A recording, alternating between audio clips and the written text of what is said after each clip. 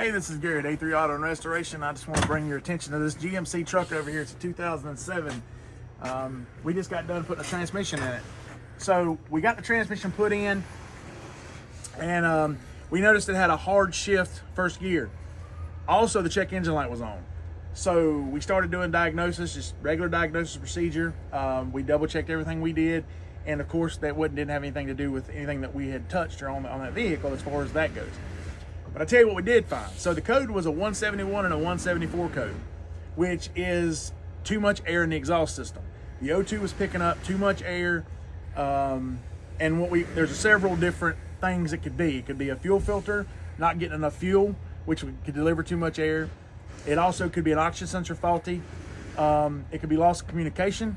It also could be a hole in the exhaust system. Some of these things we know that it's not because we actually physically touched it. We know the O2 was good because we did a wide band O2 on it. We looked at, on the scanner.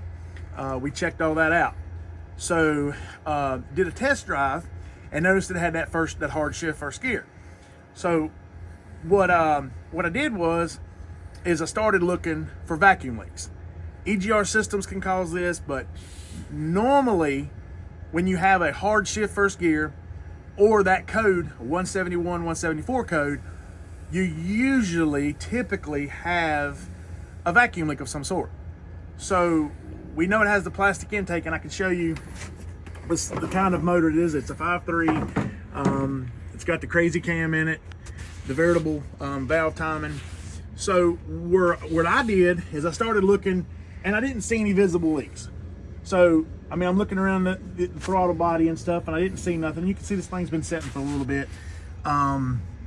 It's not the cleanest of things, but it is a new motor. It was done last year.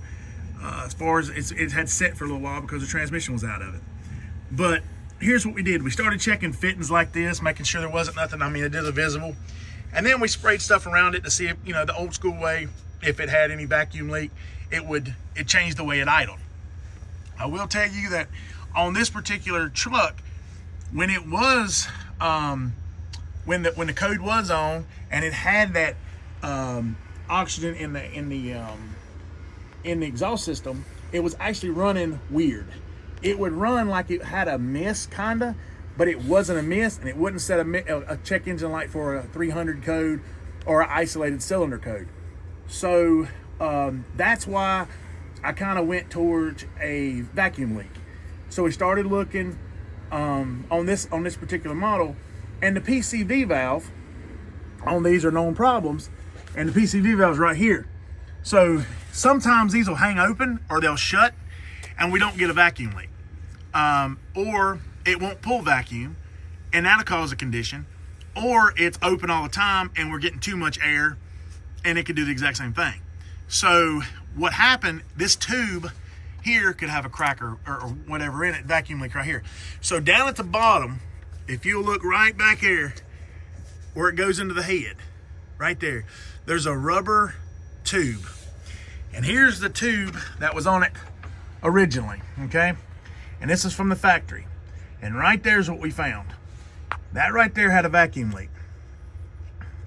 And that, it's brittle. It's rock hard. And that thing was turned, it's turned like that.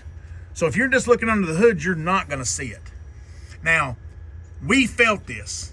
And what I did is I just run my hand down there. Sometimes, even if I was spraying brake cleaner right here, it may not pick it up because I'm spraying it and it's evaporating because of the heat. I can't really get to it.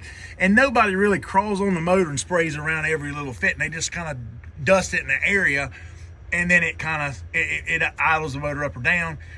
And then there's a vacuum leak in that area. So I didn't want to spray a bunch around it. I just hit like the fittings and stuff. I just didn't soak the entire motor. But right here, this was like this, so I could take and I could feel it. And I felt a little rough spot on it. And so once we seen it, we pulled it off, turned it around, and there you go, big old gap. So what it's doing is that this PCV's open, it's sucking air from here, and it's not working, it's pulling too much fresh air right here into the intake. So that's going to the O2, and that air is not going by your mass air. So your mass air can't meter it. So now the O2 is getting too much fuel, too much air, and not enough fuel because the mass air can't meter it. And so the mass air and the O2s talk to each other. And it's like a number, and I know this ain't politically correct, but to dumb it down, it's like a number 1 to 5. If this is seeing 1, the O2s need to see 1. If this is seeing 5, the O2s need to see 5. So basically what was happening is this was seeing 5 and O2s was seeing 6 or 7. Now, you can go to the scan tool, you can look it up, and you can check the millibars coming in or out. You can check KBA for the fuel, trim, also air pressure.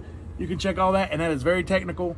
And I can get into all that eventually on another job. But this right here, I just wanted to show you. If you do got a hard shift and you have a check engine light and you have a 174 code or a 171 code, and it's air fuel bank 2, bank 1 related, check this. Very simple. This right here could cost you a lot of money and time. You take this to a shop and they're going to say, well, it needs this, that, and the other. And that's all it is. So we're talking a couple dollar fix to fix this man's problem. Now the transmission shift's amazing. We drove it. We cleared the check engine light. We drove it. We shut it off. Second ignition cycle. First ignition cycle, it will not come back. You drive it, shut it off, you open the door, reset the radio. That resets the CAN bus. Then you shut the door, turn the key on, and start driving it again. Usually, if you have the same problem, it's going to come right back. It's not going to wait 35, 40 minutes. It's going to come right back. It did that twice on us, so we verified it. Then to verify the fix, we did the exact same thing after we fixed it, done it 3 times consecutive, no check engine light. Drove it another 20 miles, something like that, no check engine light. Went through the scan tool again, no pending codes. So that's a guaranteed fix that this thing had a vacuum leak, and that was causing a hard shift, also causing an injector to lean out, because now the computer's thinking, hey, I got too much air, I need to cut, because it's running lean now. So all that works hand in hand. So if you do have those symptoms and you have those problems, then you know that could be a fix. So you need to check that. Simple scan tool, you can buy it anywhere at O'Reilly's. Doesn't have to be a big one. A little small one doesn't have to be. Just get you something to plug in to check it, or you can have them check it. Again, if you need help, you can call us at A3 Auto and Restoration. We'll help you too. But that right there, just a little tech thing on these trucks, very, very common any of these years. Always check your vacuums. So if you like this video, like and subscribe down below. Links are down below, and we'll see you next time.